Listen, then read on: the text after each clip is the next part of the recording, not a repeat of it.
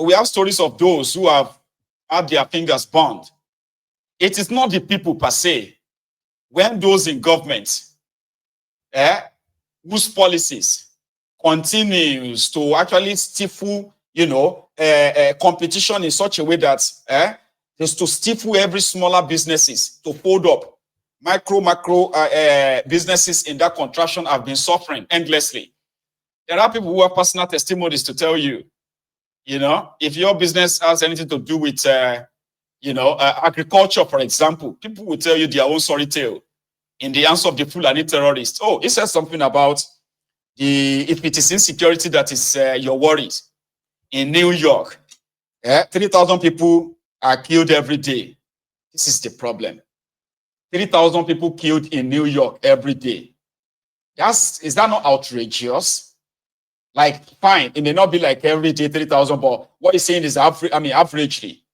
All of you where they live for New York, on Mayegun's Diary Politico, I beg you. Do you know that 3,000 people every day, times 10 days is 30,000. Times 30 days is 90,000 people. That's something. Yeah? So, killed, it's not that 90,000 people die every month. It means that people were killed. They were killed by people, not because they were sick, they were unwell, and all of that. So when you check that data, you realize that Dele Momodu is also very being dishonest. He's not being truthful.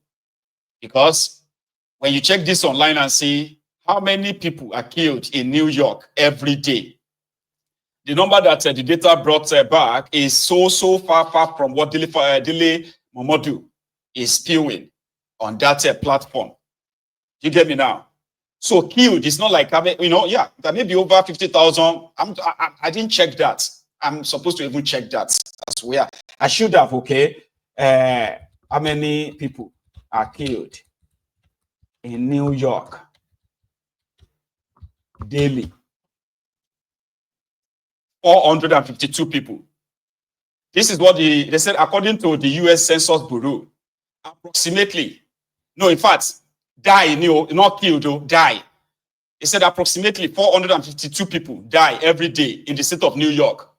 This includes people who are in the hospital, terminally ill, and then those who die of violence. They say averagely, which means that is far from what Dele Momodu dropped in that place. In Nigeria, in 2024 alone, over 600,000 people were killed. Killed, not die, killed by different arms of a terrorist. This was also released by the Nigerian National Bureau of Statistics. They released the figure to the public. So Dele Parrot, to be talking about security, is also being dishonest as well. Sorry, Dele Momodu, rather, talking about insecurity in that manner. It's also very being dishonest because it's like saying, oh, every day 3,000 people are killed, not die, just killed. Out of these 452 people that die in New York, they say, that's a person dies. One person dies every 3 minutes, either through the natural cause or through violence. So in their own figure, this is also averagely too, right? They say more than 80 people are killed in New York every day, averagely. So where did the Dele Momodu, where did he get that 30,000 from? It is also to mislead the people in that place. Wherever you are, there is something called responsibility. Whether you build your own house, you will run it in Nigeria, won't you? You pay bills, you do this, you pay the school fees of your children, you pay your medical bills, just like people in America. You also pay their own health insurance, pay their rent. And according to the economy they are living in, whatever they are earning is always going to commiserate, it's always going to correspond with the rent they are paying or the life they choose to live. Now, I'm not saying that you can't invest in Nigeria, okay? You can if you want to, but when you compare all the risk involved, right? Nobody should be telling you about the bill in America, the bills in the UK. Don't you pay bills where you are? Do you not? So, Mr. Dele Momodu, I don't know any other thing I can pick out of all you said. You provide your own security in Nigeria. I don't provide my own security here. My tax pay for that. You provide, he said, okay, if you are worried about security, you can provide that, which means you pay more. Now, Nigerians are walking about like they are criminals. When you see, FT gun-wielding men protecting them from kidnappers, protecting them from God knows what. And sometimes you'll be like, are these VIP or they are criminals? I don't know what it feels like, though. I haven't tried it. To see people wielding guns, protecting me. But that is what Nigeria is. So if I go to Nigeria, I would have to pay some people. The system can't protect me. That's what Dele is talking about. This is also part of the reasons why when you go and put your 40 million in a place where it is not safe, your life is not safe. So is that not a gamble? I mean, if you have to talk about traveling abroad or relocating out of that place, people leave that place for so many reasons. People do. And just like every decision you make in life, they say it is always risky. So if you work hard, you are likely going to live to tell a very good tale. And if the universe works against you, like it has worked against so many others based on the decisions they have taken in their lives. So Nigeria is the one that is chasing us out. And it continues. The roles continue to actually make policies, decisions that will continue to encourage people to find alternative elsewhere. So like I said, if I have an advice for those of you who want to japa, if you have to japa and you have 50 million, 40 million, well, choose what you want to do with it. Start a business in that place and run it until you run down or until you are successful. It's up to you. Or it is not the dishonesty of Dele Momodu and others like that, that people like you should use as your guide. So let's leave that and go to something else. I'll be back in a minute or two. I want to take a break. I want to take a tea break, so to say, okay? Please don't go anywhere. I'm highly disappointed of Nigerian government because the Nigerian government were highly disappointed in them due to foreseen circumstances. Definitely, I'm one of those people approving. People should die in coronavirus is more better than people should die in hungers. Hunger kills more than coronavirus because some people are less privileged. Due to foreseen circumstances that I said it, some people are less privileged, which they are based on daily pay, which are not even based on salaries. But our government thinks that the lockdown is the best solution to coronavirus and proving it to an extent and to the levels of alacrity that if someone die in coronavirus, it's more efficient to die in hunger because some people will be in some people.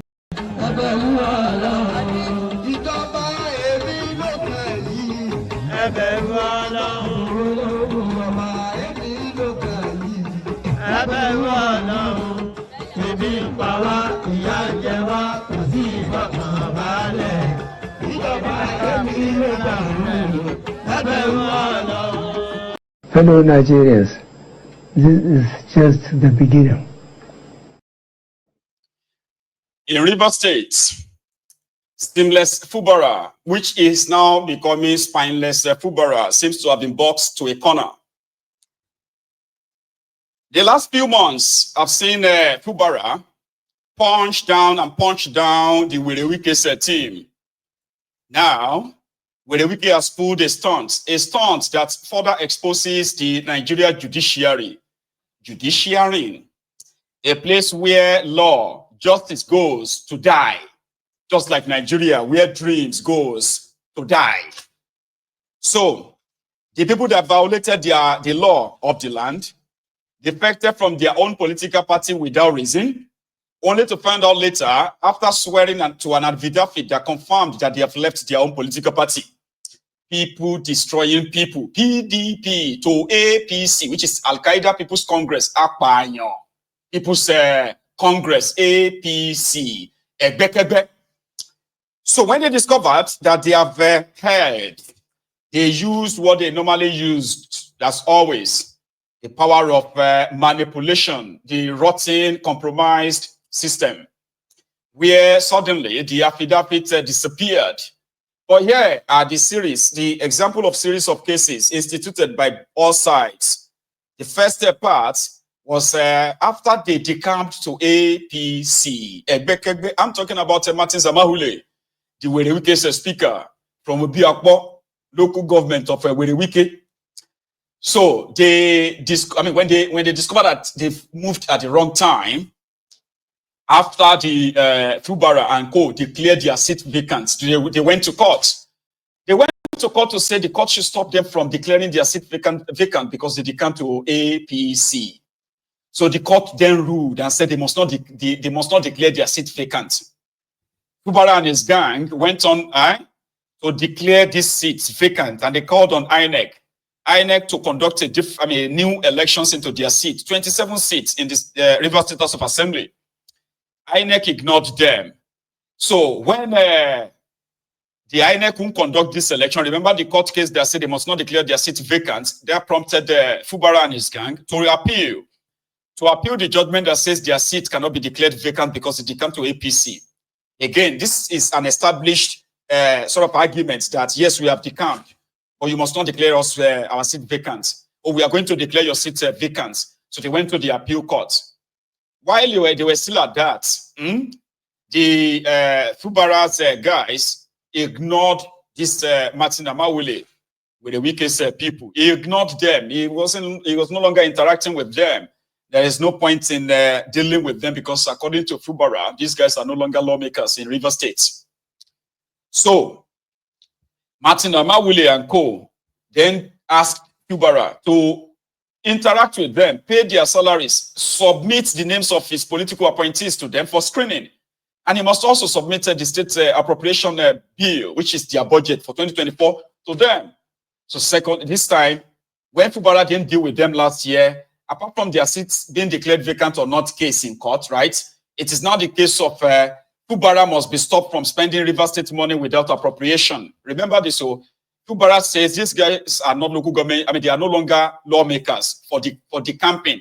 And there is a case in court where they said, yes, we have decamped, but we are still lawmakers. You must not declare our seat vacant. So they went to court and said Fubara must be stopped from spending the Rivers State money because he failed to submit the state appropriation bill to them.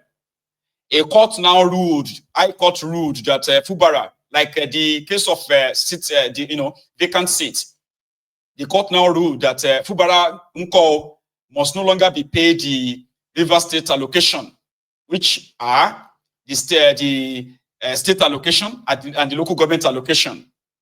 So Fubara went to court again, like that of the vacant seat case, to appeal that decision that the Central Bank and the Finance Ministry of Nigeria must no longer pay Rivers State allocation because Fubara did not, submit the 2024 budget to this with the weakest men. Second case. Now that second case, remember, like I said, there is a vacant seat case already. So when it now came to this vacant seat case at the appeal, right? Suddenly, the affidavit that said we have decamped to APC suddenly disappeared. It got withdrawn. And because it's withdrawn, right? The appeal court now is to rule if these guys have decamped or not, if their seats are vacant or not. But when they filed another case of Fubara acting illegally on his own without status of assembly, right? So there is a judgment that said allocation must be stopped. So while Fubara is in court, right, fighting for, no, these guys have no local standing to say they are still lawmakers. The appeal court now ruled that indeed the Central Bank of Nigeria, Ministry of Finance, they have no right to stop the allocation of Rivers State. That was what took them to the Supreme Court. So when they got to the Supreme Court, the argument before Supreme Court of Nigeria was that Martin Amawule, they have local standing to challenge Fubara and stop the allocation of Rivers State at all. This was the case before the Supreme Court of Nigeria. When the Supreme Court will rule, the case that's not before the Supreme Court, they have to rule on it. And what are the cases? And what are the ruling? What are the part of this ruling? Let me break down that for you. Again, right? Remember, the reason why they had the Supreme Court was because Amawule went to court to stop the allocation of Rivers State being paid to Rivers State because Fubara is not working with the State House of Assembly. Fubara says, I'm not working with you because you are no longer House of Assembly members.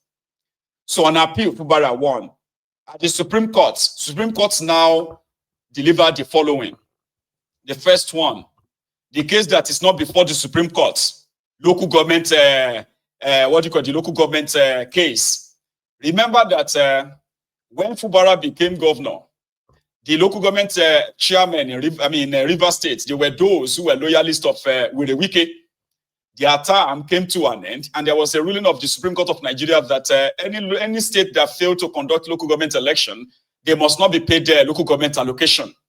So Fubara had to conduct local government allocation, but because of the crisis between all of them, the Martin Amawule's House of Assembly, they've already extended the tenure of the local government chairman. They were elected for 3 years. The 3 years lapsed, ended.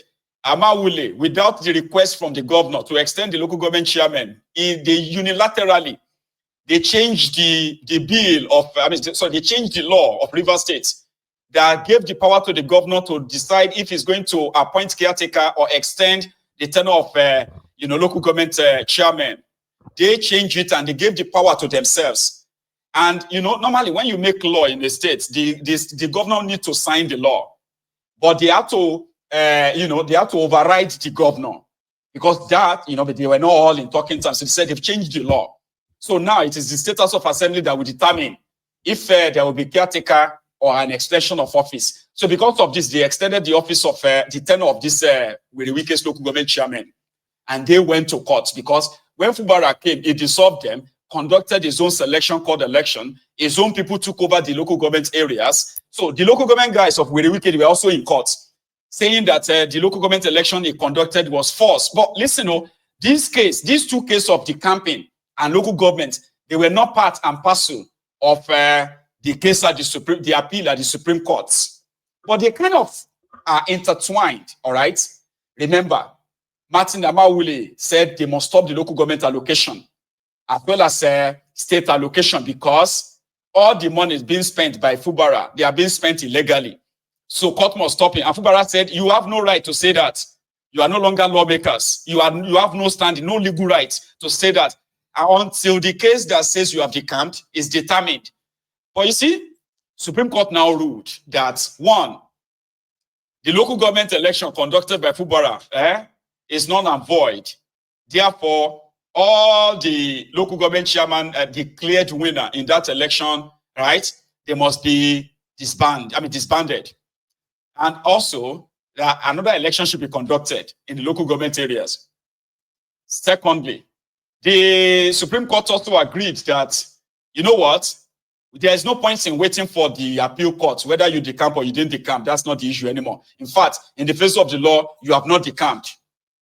You are still members of PDP. And therefore, you are the authentic.